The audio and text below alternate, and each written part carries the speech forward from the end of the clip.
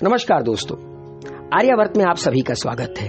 दोस्तों, द्वापर युग एक ऐसा युग है जिस युग में एक से बढ़कर एक पराक्रमी पृथ्वी पर थे। कहा जाता था कि इतने पराक्रमी एक वक्त पे पृथ्वी पर कभी नहीं रहे। पृथ्वी डोलने लगी थी। इसीलिए महाभारत का एक कारण यह भी बताया जाता है। यूं तो हम कई सारे पराक्रमियों के बारे में पढ़ते हैं, गंगापुत्र भीष्म, अंगराज कर्ण, गुरु द्रोण, अर्जुन, भीम, मगर एक ऐसा योद्धा था, एक ऐसा पराक्रमी योद्धा था जिसको अर्जुन भी नहीं हरा पाए थे। महाभारत के नायक गुरु द्रोण के शिष्य गांडीवधारी अर्जुन भी नहीं हरा पाए थे। उसका नाम था भगदत्त। आमंत्रित करता हूं आप सभी को आज के सफर पर चलने के लिए। आज हम बात करेंगे कि भगदत्त था कौन और वो क्यों अर्जुन को मारना चाहता था। शुरू करते हैं आज का सफर, मगर उसके पहले ये डिस्क्लेमर जरूर पढ़ लीजिएगा। दोस्तों, भगदत्त एक ऐसा पराक्रमी योद्धा जिसका युद्ध कौशल हाथी पर सवार होकर युद्ध करना था। मतलब जब वो हाथी पर सवार होकर युद्ध करता था तो बड़े बड़े योद्धाओं को अपने सामने घुटने टेकने पर मजबूर कर देता था, बड़ी से बड़ी सेना को मत कर रख देता था। इसके बारे में ज्यादा पढ़ने को मिलता नहीं है, लेकिन भगदत्त वो योद्धा था जिसको स्वयं अर्जुन नहीं हरा पाए थे दिग्विजय यात्रा के दौरान, जब युधिष्ठिर राजसूय यज्ञ कर रहे थे। दोस्तों, जो भगदत्त था उसके पिता का नाम नरकासुर था, जो कि प्राग ज्योतिष नाम के एक राज्य के राजा थे। अगर आप प्रेजेंट डे में असम चले जाएंगे, आज का जो असम का इलाका है वो महाभारत के दौर में प्राग ज्योतिष कहलाता था। किरातों की पूरी सेना थी जिनको हराना लगभग नामुमकिन था।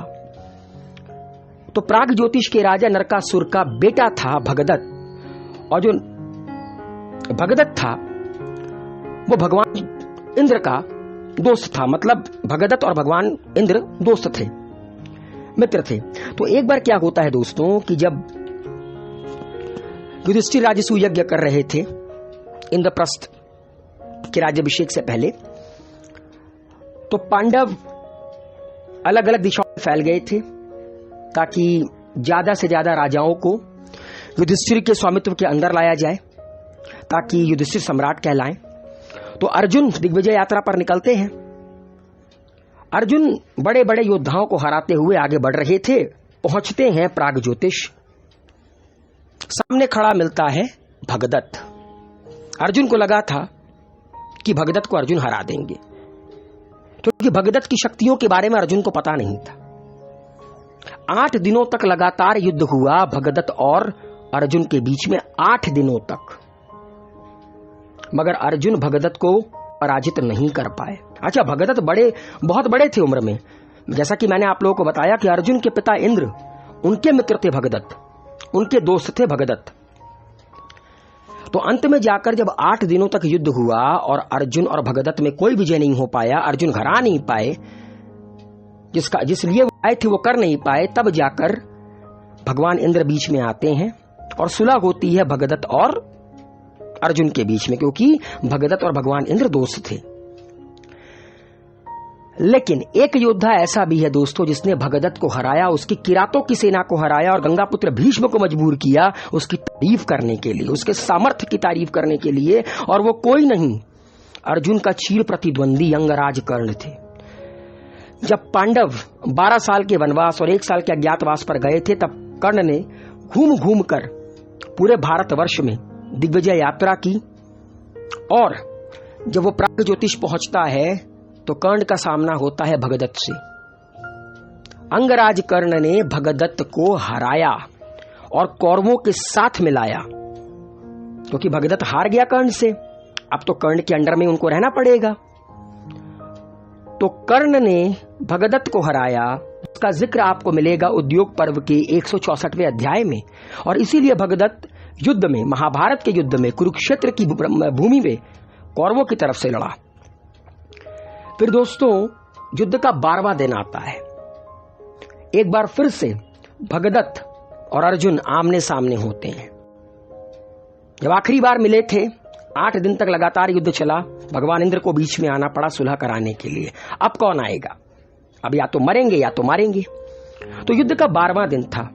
भगदत्त और अर्जुन आमने सामने होते हैं, जिसका जिक्र आपको मिलेगा द्रोण पर्व के 27वें अध्याय में। बाणों की वर्षा दोनों तरफों से होती है, क्योंकि पराक्रम की कमी दोनों तरफ से नहीं थी, युद्ध कौशल की कमी दोनों तरफ से नहीं थी, अस्त्रों की कमी, शस्त्रों की कमी दोनों तरफ से नहीं थी। अंत में एक समय आता है जब भगदत्त वैष्णवास्त्र का प्रयोग करते हैं अर्जुन के ऊपर। अब अर्जुन को इस अस्त्र से कोई बचा नहीं सकता था। तब भगवान श्री कृष्ण को स्वयं उठना पड़ा, स्वयं बीच में आना पड़ा अर्जुन की जान बचाने के लिए।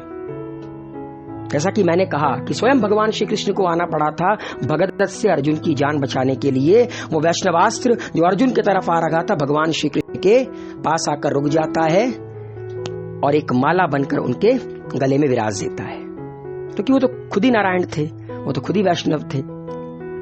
तो भगवान श्री कृष्ण ने भगदत्त के पराक्रम से अर्जुन की जान बचाई, क्योंकि अगर अर्जुन खत्म हो जाते तो महाभारत का युद्ध खत्म हो जाता। चाहे आपके अंदर जितना भी पराक्रम क्यों ना हो, अगर आप अधर्म की तरफ से लड़ोगे तो सब कुछ खत्म हो जाएगा। चाहे वो रावण हो, दुर्योधन हो, गंगापुत्र भीष्म हो, गुरु द्रोण हो, अंगराज कर्ण हो या भगदत्त हो।